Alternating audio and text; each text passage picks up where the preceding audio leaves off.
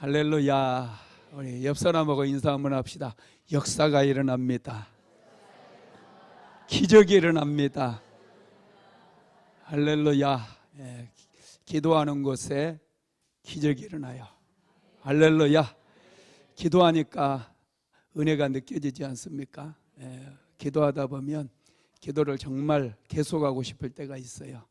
이럴 때 강력하게 성령 하나님께서 역사하시기 때문에, 우리에게 기도의 영을 부어주시기 때문에 계속해서 기도하고 싶은 거예요.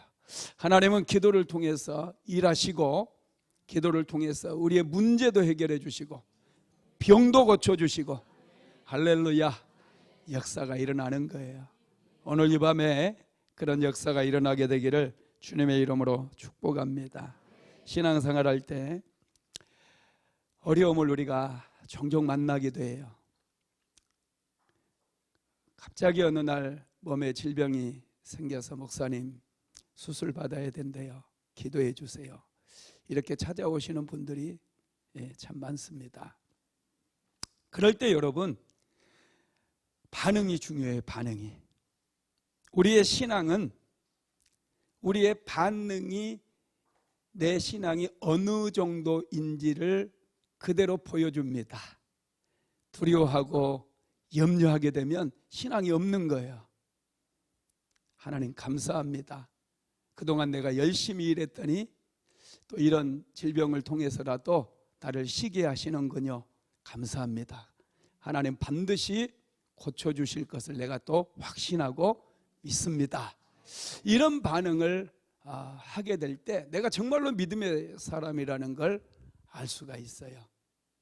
인생은 여러분 정말 중요합니다. 여러분들이 삶의 목적이 어디에 있습니까? 돈 많이 벌어서 빌딩 몇 개 탁 세우고 죽는 게 여러분들의 인생의 목표입니까?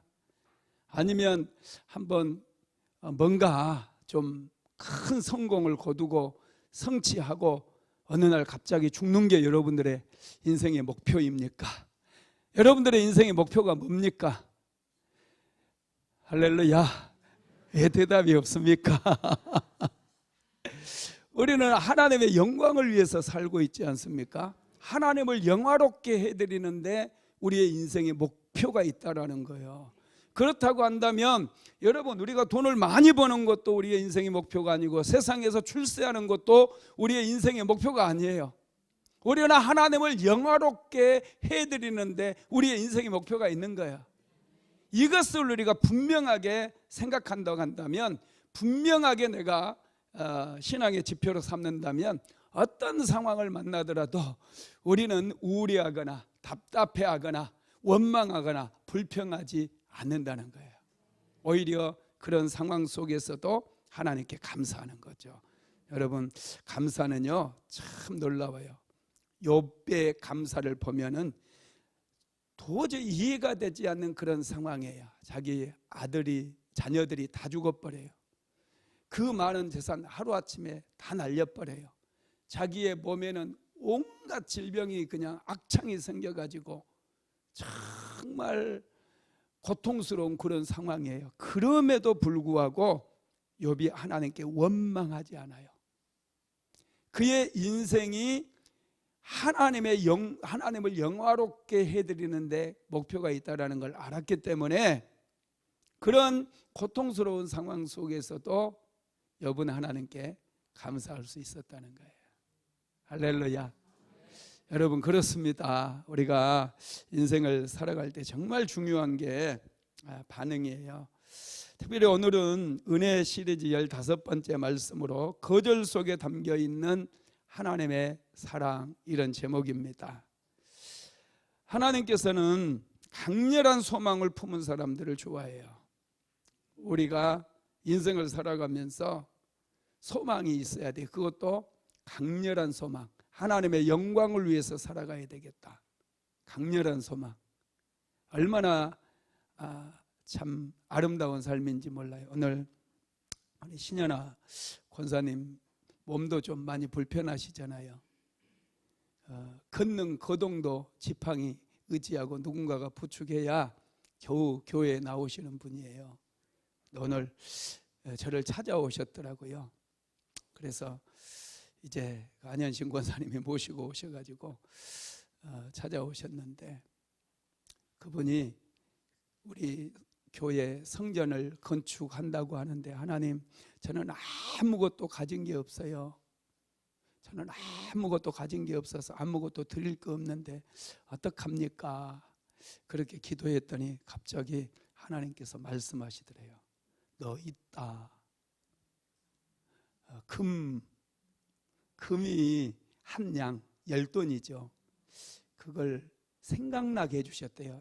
옛날에 사놨는데 그거 정말 필요할 때가 있었대요. 물질적인 어려움 때문에 그게 필요할 때가 있었는데 어디다 뒀는지도 모르고 잊어버렸대요. 잊고 살았대요. 까맣게 잊고 살았는데, 하나님, 제가 하나님께 정말 뭐라도 성전을 건축하는데 뭐라도 드리고 싶어요.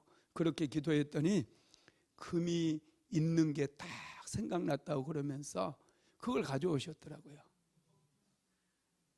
아유, 제가 저를 위해서 주면은 저는 안 받아요. 권사님, 아무것도 이제 참 그 어려운 처지에 있는 권사님, 내가 이걸 어떻게 받습니까? 하나 가지고 가셔요. 이렇게 돌려보냈을 텐데, 그 연세 드신 권사님께서 이거 하나님께 드린다고 가져오셔가지고 제가 너무 감격이 되면서 눈물이 나더라고요. 그래서 축복 기도를 해줬어요. 눈물 콧물 흘리면서. 할렐루야.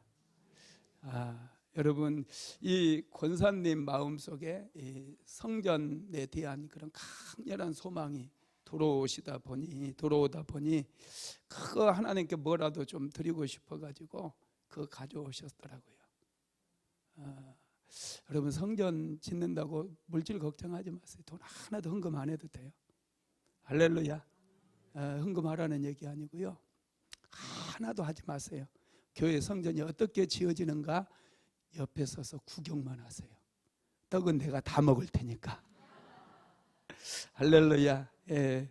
하여튼 여러분, 강렬한 소망이 있어야 돼요. 우리 인생을 살아갈 때 특별히 하나님을 향한 뜨거운 갈망이 있어야 돼요. 하나님의 은혜를 사모하라는 거예요. 하나님의 은혜를 사모하는 자는 살아가는 게 달라요. 시간만 나면 하나님 앞에 나와서 하나님 앞에 기도해요. 하나님, 저는 은혜 없이 살 수 없어요. 하나님, 은혜를 내려주세요. 내가 요즘 맨날 20년 기도했니, 21년 기도했니, 그래도 오늘 사모가 그러더라고. 목사님, 왜 20년 기도했다고 얘기하세요? 사실은 30년이에요. 계산해 보세요. 그러더라고. 정말 30년이 있더라고요. 계속해서 하나님께 은혜를 구하고, 하나님, 은혜 없이 살아갈 수 없는데 은혜를 주세요. 정말 은혜를 사모했거든요. 하나님께서 주시는 은혜를 너무너무 사모했어요. 그래서 매일마다 그 은혜 받으려고, 그 은혜가 너무 사모가 되어서 하나님 앞에 기도했었는데 그게 거의 30년이 다 됐다는 거예요. 참 놀랍죠. 예. 여러분, 그렇습니다. 다윗에게도 정말 뜨거운 소망이 있었는데 그 소망이 무엇입니까?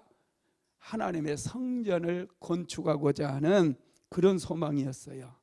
그것을 나단 선지자에게 전해줍니다. 오늘 본문 한번 읽어봅시다. 사무엘하 7장 1절로 2절입니다. 시작. 여호와께서 주위의 모든 원수를 무찌르사 왕으로 궁에 평안히 살게 하신 때에 왕이 선지자 나단에게 이르되, 볼지어다, 나는 백향목봉에 살거늘 하나님께는 휘장 가운데 있도다. 그럼 이 말씀이 참 감동을 줘요. 정말 감동을 줍니다. 왜 감동을 주느냐 하면은 여호와께서 주위의 모든 원수를 물리쳐 주셨고, 왕은 두로왕 히람이 만들어준 정말 아름다운 백향목 궁에서 편안하게 살고 있었거든요. 보통 사람들은 힘들고 어려울 때 하나님께 나와서 막 기도하면서 뭐라도 하나님을 위해서 헌신하고 뭐라도 해드리려고 막 그러거든요. 더 많은 은혜 받으려고. 그런데 다윗은 이 모든 걸 다 받았어요. 다 받은 상태입니다. 보세요. 주위의 모든 원수를 다 무찔러 버렸대요. 그래서 주변에 있는 나라들이 심지어는 애굽에서까지도 다윗 왕조의 조공을 가져왔어요. 블레셋이나 모압이나 암몬이나 또 아람이나 이런 모든 나라들에서 이제 조공을 갖다가 바쳤다니까요. 다윗이 이 메소포타미아 지역에 있는 그 하솔까지 다 전부 다 짓밟아 버렸어요. 다 승리를 거뒀어요. 애굽의 강에 이르기까지. 그래서 평화가 찾아왔어요. 또 두로왕 히람이 블레셋과의 1차전, 2차전을 승리로 이끄는 걸 보고 굉장히 충격을 받아가지고 다윗이 이제 고대 그 근동 지역의 실력자로 딱 등극을 하니까 친구가 되기 위해서 엄청나게 많은 돈을 들여가지고 다윗에게 선물을 주는데 그게 백향목으로 다윗의 궁궐을 지어가지고 선물로 줘버렸거든요. 그렇다고 한다면 이제 나는 하나님께 은혜 받은 사람이다, 축복받은 사람이다, 이렇게 이제 멈출 수 있거든요. 하나님 감사합니다, 막 이 정도에서. 그런데 다윗의 소망은 여기서 끝나지 않아요. 정말 다윗이 원하고 또 바라고 또 바랬던 것은 여호와를 위해서, 하나님을 위해서 성전을 건축하고자 하는 그런 뜨거운 마음이 있었다는 거예요. 그래서 나단 선지자를 불렀어요. 그리고 나는 백향목궁에 살고 있는데 하나님에게는 휘장 가운데 있습니다. 이 다윗의 장막, 지난번에 한번 금요 성령 집회 때 제가 다뤘죠. 다윗의 장막을 하나님께서 가장 기뻐하셨다고. 이 다윗의 장막, 이 휘장 가운데 있다는 거예요. 자기는 좋은 집에 사는데 여호와의 언약궤는 그 장막 안에 모셔져 있다는 거예요. 그래서 하나님을 위해서 성전을 건축하고 싶다는 그런 얘기를 해주게 됩니다. 그때 나단 선지자가 그 말을 듣고 뭐라고 얘기하는지 한번 볼까요? 사무엘하 7장 3절 말씀입니다. 나단이 왕께 아뢰되 여호와께서 왕과 함께 계시니 마음에 있는 모든 것을 행하소서 하니라. 나단 선지자가 여호와께서, 하나님께서 왕과 함께 하시니 마음에 있는, 당신 마음속에 성전을 건축하고자 하는 그 마음에 있는 모든 것을 행하소서, 이렇게 얘기해요. 이건 여러분 나단 선지자가 하는 얘기입니다. 나단 선지자가 이 다윗의 말을 들었을 때, 여호와를 위해서 성전을 짓겠다라고 하는 말을 들었을 때 엄청나게 감동을 받은 것 같아요. 그래서 왕이시여 당신이 하고 싶은 대로 다 행하소서, 이렇게 얘기를 한 것이죠. 그런데 여러분, 하나님의 뜻은 달랐어요. 하나님께서 뭐라고 하시느냐 하면 그날 밤 바로 하나님께서 나단 선지자를 찾아오셔요. 역대상 17장 3절로 4절에 보면 이렇게 말합니다. 같이 읽어봅시다. 그 밤에 하나님의 말씀이 나단에게 임하여 이르시되 가져 내 종 다윗에게 말하기를 여호와의 말씀이 너는 내가 거할 집을 건축하지 말라. 하나님께서 여호와의 성전을 건축하지 말라고 말씀하셔요. 거절을 하셨다는 거예요. 성전을 건축해 드리겠다는데 세상에 거절을 했어요. 여러분, 다윗이 그냥 한 얘기가 아니잖아요. 정말 자기의 마음을 담고 믿음을 담고 소망을 담아가지고 지금 나단 선지자에게 얘기한 거거든요. 자기 인생을 걸고 얘기한 거거든요. 그런데 하나님께서 거절해 버렸어요. 여러분, 거절당하면 어때요? 느낌이 아프죠? 거절당할 때 안 아픈가요? 여기는 거절도 안 당해보셨나 봐. 거절당할 때 굉장히 아파요. 특히 사랑하는 사람에게 거절당할 때 굉장히 아픕니다. 고통스럽죠. 하나님께서는요 종종 거절도 하셔요. 그러니까 하나님이죠. 전에 이 거절당한 것 때문에요 굉장히 고통스러워하는 한 집사님을 만난 적이 있어요. 이 감리교회 남자 권사님, 전에 우리 교회 10년쯤 전에 월피동에 오셨던 영감님이신데, 이분이 굉장히 힘들어하면서 저에게 그런 말씀을 하시더라고요. 교회 이제 평택에 이분이 살았었고 그랬었는데, 이분이 평택에서 열심히 신앙생활을 했고 또 나름 좀 잘 살았어요.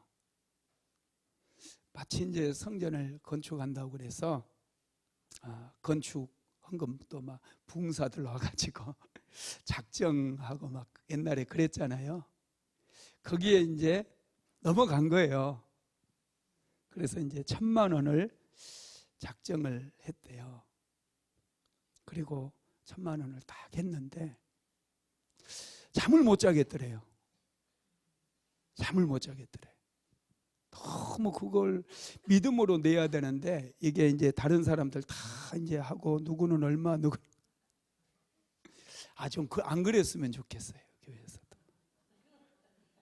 그냥 사모하는 사람들이 좀 하면 되지 뭘 그렇게들 해서 억지로 성전을 건축하셨는지 참 이거 은혜가 안 돼요. 하여튼 그때 그랬대요. 그래서 이번에 1,000만 원을 이제 다 헌금을 했는데 밤에 잠도 오지도 않고 너무 돈 생각이 많이 나고 아까운 생각이 많이 나고, 그래가지고 목사님 찾아갔대요.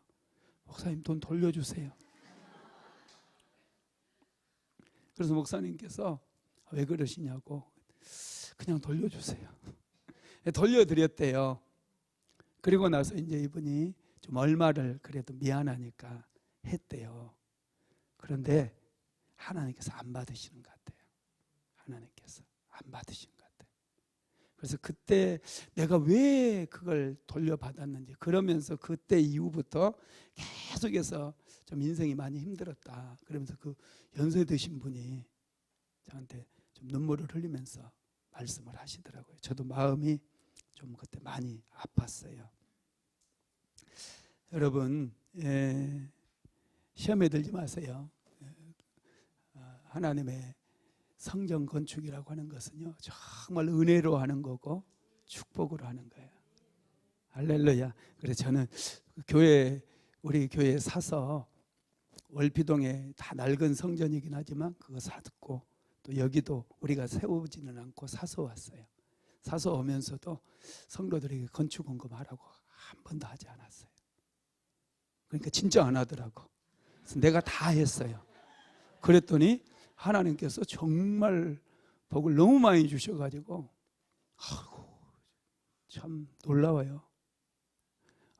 지난주에도 안산고등학교, 여기 안산고등학교 있어요. 교장 선생님 만나서 이제 5,000만 원 또 기부하고 왔어요. 학교 가서. 안산고등학교 원래 실력이 별로 없었는데 평균화되면서요, 이 학교가 서울대학을 보내요. 상당히 실력이 있어요. 야, 놀랍죠. 할렐루야. 예. 어떤 자매 어린 시절 이야기를 들었는데 7녀 1남이 돼요. 이 집은 자기가 7번째 딸로 태어났답니다. 자기가 태어나는 순간 엄마는 딸인 줄 알고 대성통곡했대요. 또 딸. 그래서 이제 딸은 그만 해서 자기 이름을 끝순이라고 불렀대. 끝순이. 그래 이름이 김끝순. 세상에 어떻게 딸 이름을 끝순이라고 짓냐고요. 참 너무했지. 그러니 얼마나 이 거절 감정이 심하겠어요. 그리고 이제 또 얼마 뒤에 또 대단해. 아들 낳으려고 하는 열심히. 또 이제 엄마가 임신을 해가지고 아들을 낳았대요. 그런데 아들을 낳고 너무 좋아가지고 엄마가 이번에는 너무 기뻐가지고 대성통곡했대요. 너무 기뻐가지고 이제 기쁨의 눈물을 흘린 거죠. 그러면서 끝순이는 그날부터 더 찬밥이 된 거예요. 찬밥이. 그러다 보니 인생을 살면서 부모로부터 사랑도 받지도 못하고, 그러다 보니 항상요, 부모에게 사랑을 잘 받지 못하면은 사회생활을 해도 좀 힘들어요. 다른 사람을 사랑도 여러분 제가 배워야 된다고 그랬잖아요. 부모의 사랑을 많이 받다 보면은 이게 사랑하는 방법을 알고요, 또 잘 사랑하거든요. 좀 이상한 인간 만나도 이상하게 사랑을 많이 받은 분 있으면 그분이 더 빛나요. 평강공주가 바보 온다를 장군으로 만든 것처럼. 할렐루야. 그렇게 되는 거예요. 그런데 이분은 이제 끝순이로서 거절 감정이 참 많다 보니까 인생이 아주 많고 분노가 많대. 자기는 말만 하면 근데 왜 화를 내세요? 이런데 사람들이. 여기 혹시 말만 하면 화가 난 사람처럼 말하는 분 있으세요? 마음속에 거절 감정이 있다 보면 그렇게 되는 경우들이 종종 있습니다. 거절을 당하게 되면 이렇게 아주 분노가 많아지고 인생을 살아가는 게 아주 힘들어지거든요. 근데 거절감에는 4가지 종류가 있어요. 이 버림받을 때 거절 감정을 느껴요. 부모로부터 버림받는다든지, 어떤 조직으로부터 그냥 회사에서 해고를 당한다든지, 또 교회로부터, 또 학교로부터 또 왕따가 된다든지, 이런 버림을 당하게 되면은 우리 안에 거절 감정이 생겨요. 그리고 2번째가 외면당할 때, 외면당해. 누군가가 자꾸 외면하고 투명 인간 만들고 모른 척하고. 학생들은 요즘도 그러는지 모르겠지만 친구들 끼리끼리만 어울리잖아요. 친구 없는 친구들이 있어요. 왕따라고도 하는데, 그렇게 되면 이게 굉장한 거절 감정을 만들어내요. 그리고 3번째로는 비난받을 때, 누군가에게 비난받고, 부모에게 비난받고, 또 상사에게 말도 안 되게 비난을 당하고 그럴 때 여러분 이 거절 감정이 만들어집니다. 4번째로는 배반당할 때, 어떤 조직에서 열심히 일을 하고 성과를 냈는데 누가 그 성과를 가로채 버린다든지, 또 괜히 모함을 해가지고 그 사람을 나쁜 사람 만든다든지, 이렇게 되면은 거절 감정이 생겨요. 이런 거절 감정 때문에 정말 고통을 받는 분들이 은근히 많아요. 그런데 여러분 참 좋은 것은요, 예수님께서 세상으로부터 거절당하셨어요. 그래서 사람들에게 거절당하시고 외면당하시고 채찍에 맞으시고 십자가에 못 박혀 죽으셨어요. 예수님은 그래서 거절당한 사람들을 불쌍히 여기셔요. 은혜를 주셔요. 저도 거절을 많이 당했다고 그랬잖아요. 우리 어머니는 저를 뵈서, 위로 누나 둘이 있었고 형님들이 또 세봐야 돼. 큰형, 둘째 형, 셋째, 내가 4번째네. 내가 4번째예요. 그러니까 앞에서 5명이나 있는 거예요. 그러니까 야, 이거 가난한 집에서 애만 많고 입이 하나 더 늘어나는 거잖아요. 그러니 걱정이 돼가지고 얘를 어떻게 하다나 고민하다가 우리 친구 어머니, 그 친구 집에는, 내 친구는 막둥이에요. 애들이 7명이 있었어요. 7명이. 이제 내 친구가 들어서니까 그분도 걱정이 많은 거죠. 근심 걱정이 많은 거죠. 그래서 우리 엄마한테 배가 둘이 딱 불러가지고 흑천떡. 우리 엄마가 이제 시골 가면 태고가 있어요. 태고. 흑천떡.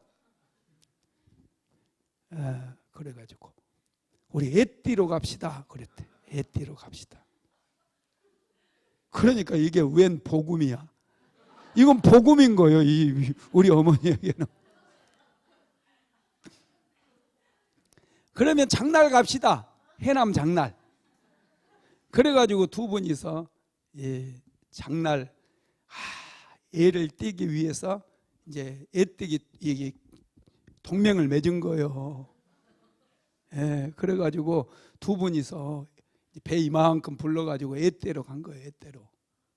산부인과 갔더니 그날따라 애떼러 온 사람이 너무 많아가지고 문전성시를 이루더래. 그래서 이제 우리 동네는 차가 안 들어왔어요. 차가 안 들어오고 걸어서 1시간 나가서 거기서 차를 타고 읍내까지 갔어요.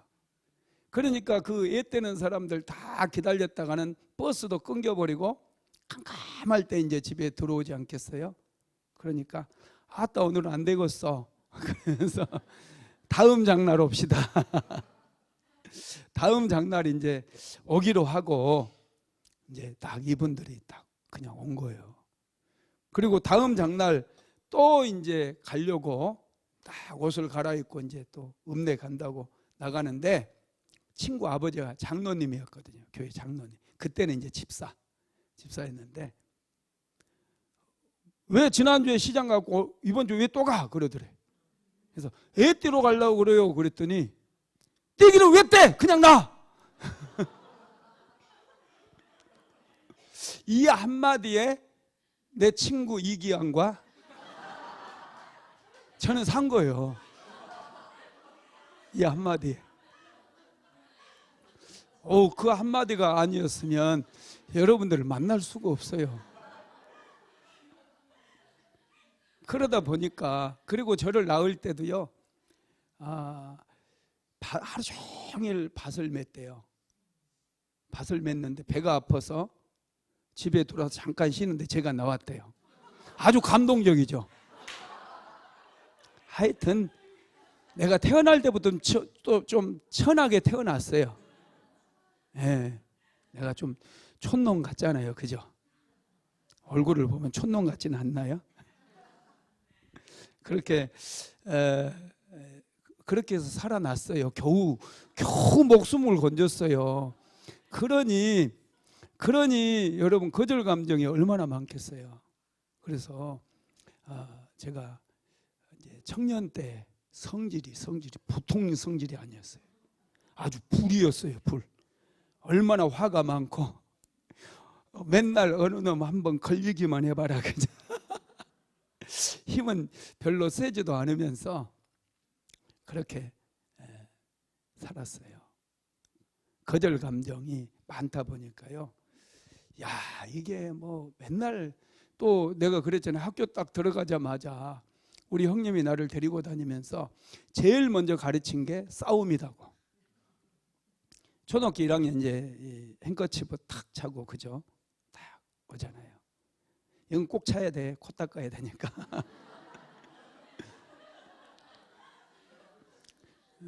딱 차고 이제 코가 딱 고속도로가 나 있었어요. 시골 애들은 다 그랬어요. 다. 하고 이제 다니는 애들인데 형님이 딱 그러는 거예요. 네가 해봐 못 해봐. 이겨 못 이겨 그러는 거예요. 무조건 이긴다고 해야 돼요. 그러면 저놈이 이긴다고 그러면은 붙는 거예요. 싸워야 돼요. 언제까지? 이길 때까지 싸워야 돼요. 우리 형이 보통이 아니거든요. 걔가 나 이제 못 해본다고 네 못 해봐. 그 항복할 때까지 싸워요. 계속 싸워요. 그래서 어쩔 때는 하루 2탕도 하고 어쩔 때는 하루 3탕도 하고 그래서 나는 학교는 싸움하러 다니는 곳인 줄 알았어요. 진짜예요. 얼마나 싸움을 많이 시키는지 우리 형이 이제 또 싸움을 잘해가지고 공부는 못했어도 싸움은 아주 잘했어요. 그리고 또 우리 내 바로 위에 형이 그때 3학년이었는데 4학년들까지 다 이겼으니까 그리고 6학년 형도 있고 그러니 얼마나 좋아요. 그래갖고 나한테 이긴다고 하면 이제 또 그 형들이 또 있잖아요. 그 형들이 딱 나오면은 형들끼리 이제 서가지고 막 싸움을 시키는 거예요. 시골 학교는요, 막 들어가자마자 계속 싸워요. 그래서 제가요 이렇게 좀 요즘은 그래도 이제 좀 목사님처럼 좀 보이지만 자세히 들여다보면 흉터가 많아요. 이 꼬집혀가지고 이런데 막 아유 막 들이받고 깨지고 그래서 하여튼 그러다 보니까 제가 말씀드리고 싶은 것은 이제 거절 감정이고 화가 많았다는 거. 화가 대학교 다니고 그럴 때 전철에서요 누가 이제 말도 안 되게 막 하잖아요. 그러면 내가 쫓아가서 막 흔들고 있어. 나하고 상관도 없는데 이런 버리장머리 없는 새끼 막 그러면서 그러다가 한번 엄청 맞을 뻔했어. 아 그래도 못 참겠는 거요. 불의를 보면은. 그래서 나는 내가 뭐 정의의 사도나 되는 것처럼 나는 와 정의감이 투철하다 이렇게 생각을 했는데 그건 바보짓이더라고요. 여러분 그렇게 살지 마세요. 치료받아야 돼. 야 근데 하나님 만나고 예수님 만나고 예수님께서 치료해 주셨어요. 예수님이 내 대신 십자가에서 거절 감정 다 가져가시고 예수님 안에 있는 평안을 주셨어요. 예수님이 나의 거절 감정, 나의 분노, 나의 그 못된 그런 것들 다 가져가시고 예수님 안에 있는 좋은 것들로 다 채워주시는 거예요. 그러다 보니까요 지금은 누가 싸워도 웃어요. 그냥 왜 싸워 더운데. 옛날에 싸운 거 보면 내가 더 화내고 있어. 나중에 싸우는 사람들보다 내가 더 화를 냈었다니까요. 거절 감정으로 찾아오면 거절 감정으로 해서 문제가 생기는데 어떤 문제가 생기냐면 첫째가 마음이 아파요. 거절 감정이 많은 사람들은요 항상 마음이 아파. 그래서 우울증도 생겨요. 예레미야서 3장 13절에 보면 화를 당겨 나를 화살의 관역으로 삼으시며 이런 말이 있거든요. 나를 화살로 쏘아버린다. 화살로 쏘면 아프잖아요. 그죠? 거절 감정이 그런 아픔을 우리에게 줍니다. 그리고 두 번째 화가 나요. 괜히 화가 나요. 혼자서 거절 감정이 많으면. 그리고 섭섭한 마음도 생기고 또 거절한 사람에 대해서 막 분노가 생기고 그런 것들이 있습니다. 여러분들은 거절감 한 번도 안 느끼셔가지고 잘 모르겠지만 저는 다 느껴봐가지고 알아요. 그리고 세 번째로 찾아오는 게 뭐냐면 자학하고 자책이에요. 나 때문에 그랬구나. 아니 대구 지하철 옛날에 참사가 생겼는데 왜 나 때문에 생겼다고 생각을 하겠어요. 홍수로 인해서 많은 분들 죽었잖아요. 오송 지하차도. 나하고 전혀 상관이 없죠. 그런데 거절 감정이 많은 사람은 자기 때문에 재수 없어서 그런 일이 일어났다고 생각한다는 거예요. 여러분 빨리 치료받아야 돼요. 열등감이 많고요. 네 번째로는 아무도 믿지를 못해요. 다음에 또 거절당할까 봐 아무도 믿지를 못합니다. 다윗이 여러분 하나님께 다른 사람도 아니고 하나님께 거절을 당한 거예요. 이건 굉장한 충격인 거거든요. 하나님께 거절을 당한 거예요. 그래서 여러분 웬만하면 자녀들이 뭔가 요구하고 그럴 때 우리는 성격이 아싸하다고 막 그러면서 탁 잘라서 그냥 거절해버리고 그러지 맙시다. 절대 그러면 안 돼요. 우리는 믿음의 사람이니까 좋은 방법이 하나 있잖아요. 기도해보자. 얼마나 좋아요. 기도해보자. 할렐루야. 아내가 뭔가 요구하면 하기 싫을 때 기도해봅시다. 금식 기도합시다. 막 이렇게. 야 이거 엄청 좋죠. 그죠? 얼마나 좋은지 몰라요. 이게 답이거든요. 사실은 기도하는 게. 그래서 요구할 때 절대 거절하지 마요. 웬만하면 들어주시고 좀 너무 부담이 되는 거다든지 그런 거면은 기도합시다. 조금 기다려주세요. 좀 기다려 봅시다. 한번 이렇게 하게 되면은 상처 없이 잘 해결할 수 있어요. 하나님께서는 다윗의 성전 건축을 그러면 어떻게 거절을 했는가? 하나님께서 다윗을 거절을 하는데 다윗이 전혀 상처를 안 받아요. 전혀 상처를 안 받고 오히려 다윗이 하나님께 감사해요. 정말 놀랍게 감사하도록 그렇게 거절을 하는데 어떻게 거절했는지 한번 봅시다. 우리가 이걸 배워야 되거든요. 첫 번째는 하나님은 다윗과의 관계를 먼저 얘기해요. 사무엘하 7장 5절 한번 같이 읽어봅시다. 가서 내 종 다윗에게 말하기를 여호와께서 이와 같이 말씀하시되 내가 나를 위하여 내가 살 집을 건축하겠느냐. 여기에 보니까 내 종 다윗에게 말하기를 그래요. 다윗은 내가 아끼는 종이라는 것을 먼저 확인을 시켜주는 거예요. 여러분의 아내가 뭔가 요구했는데 들어줄 수 없는 형편이라면 내 사랑하는 아내 누구야? 이러면서 또 자녀가 요구를 하는데 좀 기다려야 되는 요구라면 사랑하는 아들아, 사랑하는 딸아 이렇게 딱 얘기를 해주는 거예요. 내 종 다윗에게 가서 이렇게 하나님께서 얘기하시는 것은 하나님께서 다윗을 끔찍하게 아끼고 좋아하고 사랑한다라고 하는 그런 의미가 담겨 있어요. 내 종이라고 그랬어요. 내 아들, 내 남편, 내 아내. 여러분 이게 굉장히 좋은 말이거든요. 좋은 관계에 있다라는 얘기예요. 우리가 가끔씩 이제 어른들 얘기하는 거 보면은 그 자기 남편을 얘기할 때 뭐라고 해요? 뭐라고 아십니까? 그 물건이라고 얘기하고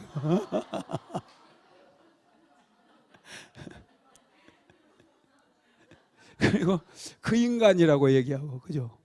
그 인간 그죠? 애들한테도 남자들 남편들이 그 인간이 될 때가 있어요. 그 인간, 이 인간, 그 인간만 바꿔가면. 그리고 진짜 좀 막 나가는 이상한 분들은 물건이라고 그래요. 물건이라고. 절대 그런 말 배우지 마세요. 오늘 또 목사님이 그랬다고 또 가서 이 물건아.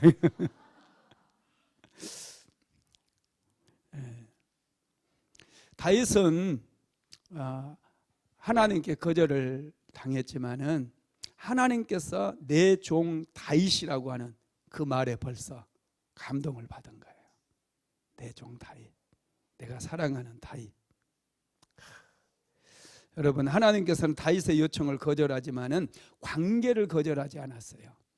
우리가 때로는 거절해야 될 때가 있어요. 그럴 때 절대 관계를 거절해서는 안 돼요. 관계를 깨뜨려서는 안 돼요. 제가 학교 다니고 그럴 때 자취를 했거든요. 자취를 하다 보니까 제가 밥도 잘하고요. 웬만한 찌개도 잘 끓이고 미역국, 콩나물국, 온갖 국도 잘 끓이고 할렐루야. 웬만하면 내가 다 해먹어요. 사모한테 안 맡겨요.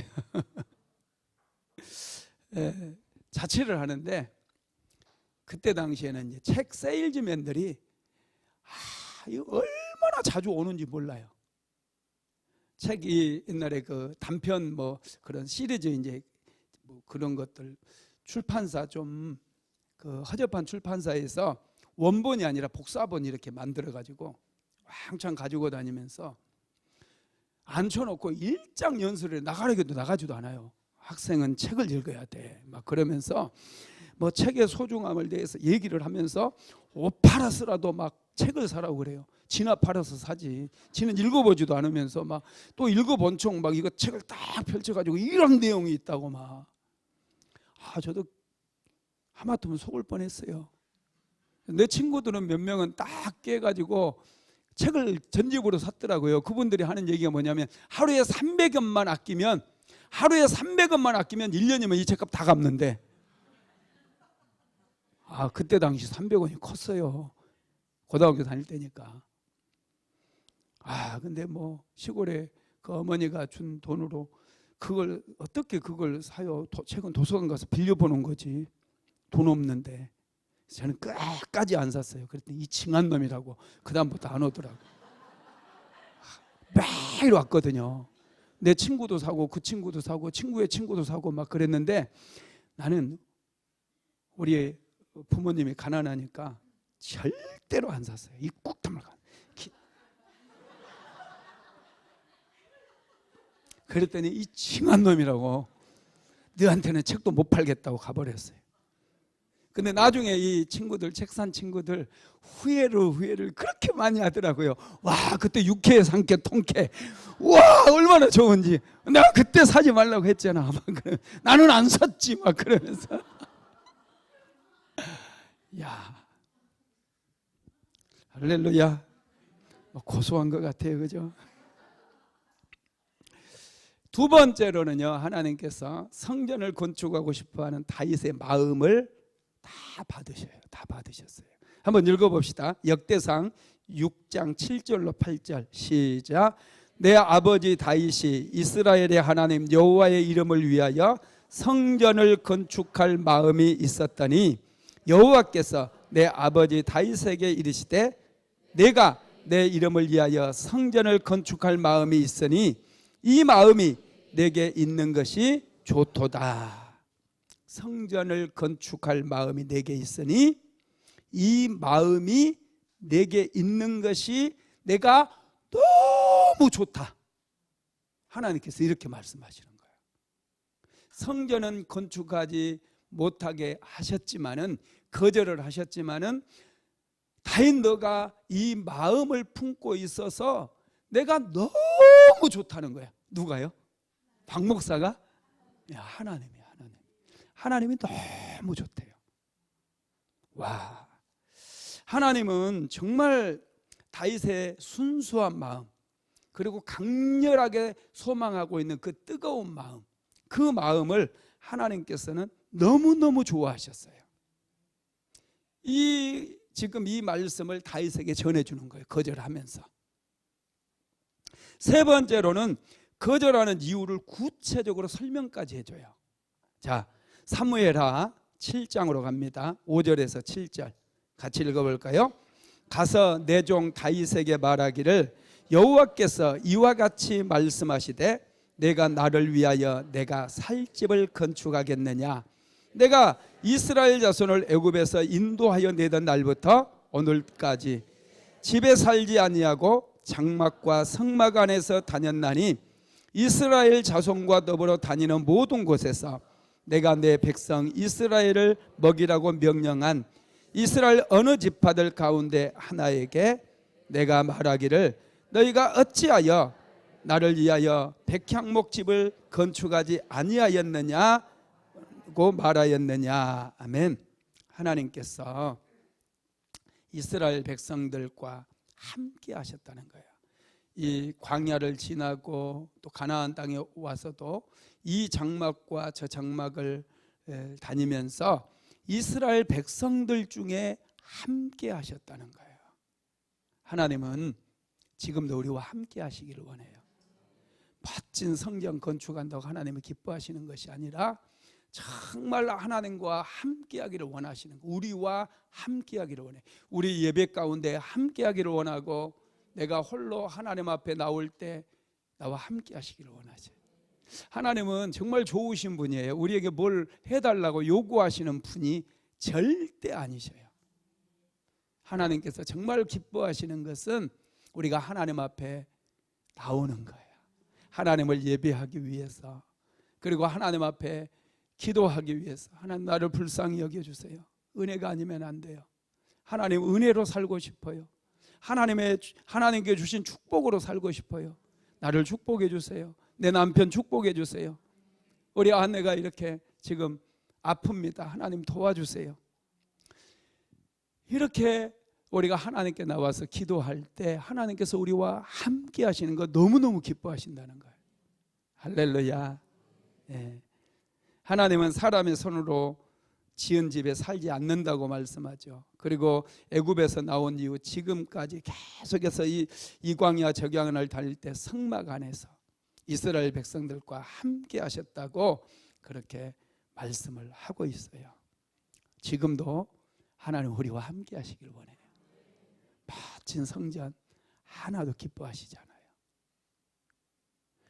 이제 우리 성도들이 예배드리기에 불편하고 또 교회가 부흥해서 이제 앉을 자리가 없어지고 그래서 성전을 건축한 거지. 그래서 또 사실은 하나님을 위해서도 하는 것이겠지만 또 우리 성도들을 위해서 하는 거예요. 그렇지만 그 모든 것을 하나님께서는 기뻐하신다는 걸 믿으시기 바랍니다. 네 번째 이유도 설명해 주시는데요. 다윗이 전쟁터에서 피를 많이 흘렸다는 거예요. 역대상 28장 3절 같이 읽어봅시다. 하나님이 내게 이르시되 너는 전쟁을 많이 한 사람이라 피를 많이 흘렸으니 내 이름을 위하여 성전을 건축하지 못하리라 하셨느니라. 전쟁터에서 다윗이 피를 많이 흘렸대요. 하나님께서 다윗을 그렇게 아끼고 다윗을 사랑했어요. 그럼에도 불구하고 다윗이 그냥 살인을 한 것도 아니고 전쟁터에서 많은 피를 흘렸는데 그것 때문에 성전 건축을 못하리라 이렇게 말씀하신 거예요. 하나님은 평강의 하나님이셔요. 너무 많이 싸운 사람들에게는 부부싸움을 많이 해도요 성전 건축에 동참하지 못하게 하니까 집에서 싸우지들 마시고 할렐루야. 하나님은 좋으신 하나님이시고요 평강의 하나님이셔요. 그래서 우리는 벌써 끝종이 치네. 아직 멀었어요. 지금 이제 6페이지야 13페이지인데 빨리 시간이 많이 돼. 큰일 났네. 하나님께서는 무조건 거절하지 않는다라는 거예요. 자, 사무엘하 7장 12절로 13절도 읽어봅시다. 시작. 내 수완이 차서 내 조상들과 함께 누울 때에 내가 내 몸에서 날 내 씨를 내 뒤에 세워 그의 나라를 견고하게 하리라. 그는 내 이름을 위하여 집을 건축할 것이요 나는 그의 나라 왕위를 영원히 견고하게 하리라. 아멘. 하나님께서 다윗은 피를 많이 흘렸기 때문에 다윗의 아들 솔로몬을 통해서 성전을 건축하게 하겠다 이렇게 자세하게 이유를 설명해 줍니다. 우리 역시도 우리가 뭔가 피치 못해서 사랑하는 사람에게 거절해야 되는 이유가 생길 때 이 하나님의 마음으로 다윗을 설득하는 그 모습으로 우리가 또 설명해 주면 상처 안 받겠죠, 그죠? 하나님의 거절에 대해서 다윗이 어떻게 반응하는지 한번 볼까요? 이런 이제 하나님께 다 설명해 주시니까 다윗의 반응은 어땠는가? 첫째, 은혜에 초점을 맞춰요. 자, 사무엘상 7장 18절로 19절 같이 읽어봅시다. 다윗 왕이 여호와 앞에 들어가 앉아서 이르되 주 여호와여 나는 누구이오며 내 짐은 무엇이기에 나를 여기까지 이르게 하셨나이까? 주 여호와여 주께서 이것을 오히려 적게 여기시고 또 주의 종의 집에 있을 먼 장래의 일까지도 말씀하셨나이다. 주 여호와여 이것이 사람의 법이니이다. 아멘. 하나님께 그 하나님의 은혜에 초점을 맞춰주시는 거예요. 주 여호와여 주께서 이것을 오히려 적게 여기시고 또 주의 종의 집에 있을 먼 장래일까지 말씀하셨나이다. 먼 장래일까지도 내 후손을 하나님께 축복해 주시겠다라고 하는 그 약속의 말씀을 다윗이 붙잡고 하나님께 감사하는 거죠. 그 은혜를 하나님의 은혜에 초점을 맞춰서 하나님께 그렇게 고백했어요. 그 유진 피터슨 목사님이라고 하는 분이 있거든요. 메시지 성경이라고 하는 성경을 쓴 분인데요. 이분이 다윗이 기도하는 모습을 해석을 했는데 이렇게 해석을 해서 잘 들어보세요. 다윗의 기도는 대단히 위대한 행동이다. 다윗은 지금 굉장히 위험한 시기에 이르렀다. 멈추지 않고 살았다. 뭐든지 할 수 있다는 자신감이 있었다. 하나님, 이제 가만히 계십시오. 이제 제가 뭐 좀 해보겠습니다. 하나님, 내가 하나님을 도와드릴게요. 위험한 발상이라. 그런데 다윗은 기도했다. 자신의 계획 대신에 하나님의 뜻을 따르기로 선택한 것이다. 굉장하죠. 이 부분에 대해서 해석한 게 참 영적인 또 탁월함이 있는 분이에요. 유전 피터슨 목사님이. 그래서 다윗이 정말 이제 승리도 거두었고 많은 성취도 이루어 가지고 하나님, 이제 하나님 계시기만 하면 됩니다. 내가 뭐든지 해드릴게요. 성전도 제가 탁 하나 지어 드릴게요. 이렇게 얘기를 했잖아요. 그런데 하나님께서 거절을 했었거든요. 그런데 하나님의 뜻을 따르기도 한 거, 이거 대단한 거라는 것이죠. 다윗은 하나님의 자신의 계획을 내려놨어요. 자기가 성전을 건축하려고 하는 자기의 계획을 내려놓고 하나님의 뜻에 따르기로 결정을 한 겁니다. 두 번째로 하나님의 말씀을 감사함으로 받았어요. 사무엘하 7장 16절 같이 읽어봅니다. 내 집과 내 나라가 내 앞에 영원히 보존되고 내 왕위가 영원히 견고하리라 하셨다 하라. 하나님께서 성전 건축은 거절을 하셨지만은 다윗에게 또 다윗의 집에 영원히 복을 주시겠다라고 그렇게 약속을 하셨어요. 하나님은요, 정말 우리에게 필요한 것이 무엇인가를 너무나 잘 알아요. 다윗에게 정말 필요한 것은 어쩌면 성전 건축이 아니라 영원히 복을 받는 거였거든요. 우리 인생도 정말 나에게 필요한 게 뭔지 우리는 잘 모를 때가 있어요. 여러분, 성전 미문에 앉아서 구걸했던 안진병이 기억나시죠? 사도행전 3장에 나와요. 베드로와 요한을 보고 뭘 구했어요? 뭘 구했습니까? 여기 우물우물하고 그래. 뭘 구한 거 떡을 구해. 돈을 구하지 않았겠어요, 그죠? 한 푼만, 두 푼도 아니고 한 푼만 딱 구했어요. 한 푼 받는다고 이분 인생이 해결됩니까? 자기의 정말 필요가 채워지는 거예요? 아니잖아요. 베드로는 이걸 알았어요. 그래서 은과 금은 내게 없다고 얘기하는 한 푼은 내게 없다. 그러지만 내게 있는 것을 내게 주는데 너에게 정말로 필요한 것이 바로 예수다. 예수의 능력이다. 그러면서 베드로가 안진병에게 준 것은 예수님이었어요. 예수 그리스도를 준 거예요. 나사렛 예수 그리스도 이름으로 일어나 걸으라 했을 때 그는 걷기도 하고 뛰기도 하는 그런 역사가 일어나게 된 것입니다. 우리는 잘 몰라요. 우리에게 뭐가 필요한지. 하나님은 너무나 잘 아셔요. 하나님은 우리의 필요를 채워주시는 분이세요. 세 번째로 다윗의 아들 솔로몬의 때에 성전을 건축할 수 있도록 그렇게 하겠다고 약속해 주십니다. 다윗은 그걸 그대로 받아들여요. 그리고 솔로몬 시대에 성전을 건축할 수 있도록 이제 다윗이 준비를 하기 시작해요. 다윗은 네 가지 차원에서 준비를 합니다. 여러분, 마크 베터슨 목사님이 쓴 책을 보니까 자신의 싸울 싸움을 다른 사람에게 맡기지 말아야 한다, 이런 말을 했더라고요. 여러분들이 싸울 싸움은 여러분들이 싸워야 돼요. 목사님이 대신 싸워줄 수 없어요. 나한테 다 맡기지 마시고. 가정을 위해서 싸워야 될 싸움이 있어요. 내가 준비해야 될 준비가 있어요. 내가 준비해야 될 게 있다는 거예요. 다윗은 성전 건축을 위해서 하나님께서 거절하셨지만은 자기가 네 가지 차원에서 준비를 하는, 첫 번째가 지적인 차원이에요. 역대상 28장 19절 한번 읽어봅니다. 다윗이 이르되 여호와의 손이 내게 임하여 이 모든 일에 설계를 그려 나에게 알려주셨느니라. 놀랍죠? 성전 설계도를 다윗이 준비해 놨다는 거예요. 놀랍지 않습니까? 놀래지도 않아. 참, 인생은 좀 놀래고 그래야 돼요. 감동을 먹어야지. 두 번째로 인적 자원을 준비했어요. 역대상 28장 21절 한번 읽어봅니다. 시작.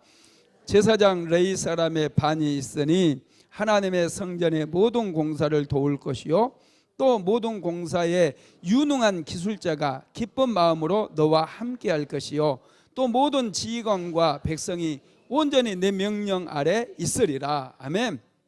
이미 다윗 시대의 성전의 모든 공사를 할 수 있는 기술자들, 이 돌을 깎고 나무를 자르고 할 수 있는 이 그런 기술자들을 전부 다윗이 다 준비해 놨다는 거야.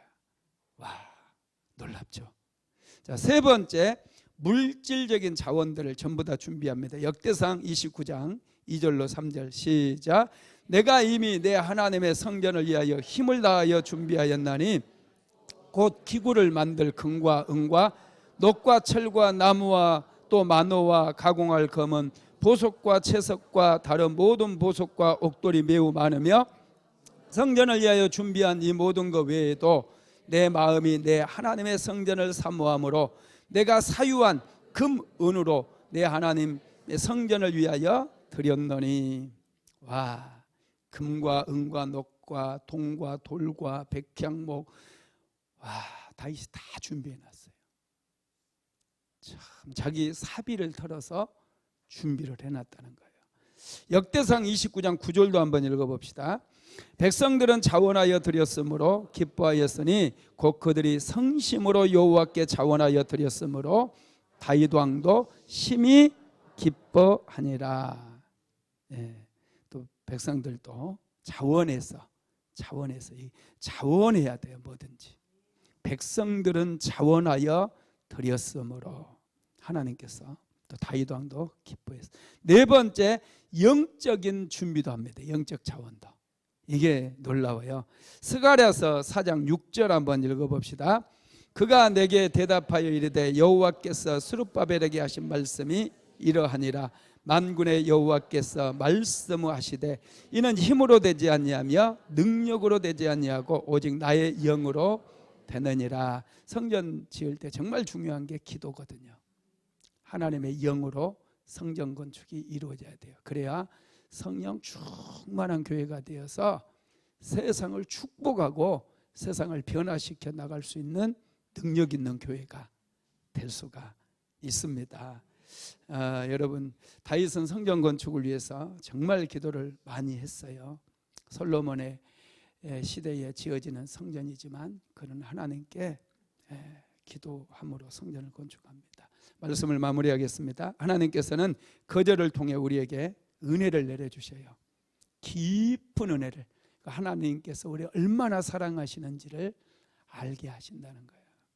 하나님께서 기도 응답 안 해준다 할지라도 여러분 실망하지 마세요. 낙심하지 마세요. 하나님은 우리를 너무나 사랑하셔요. 할렐루야. 믿으시기 바랍니다.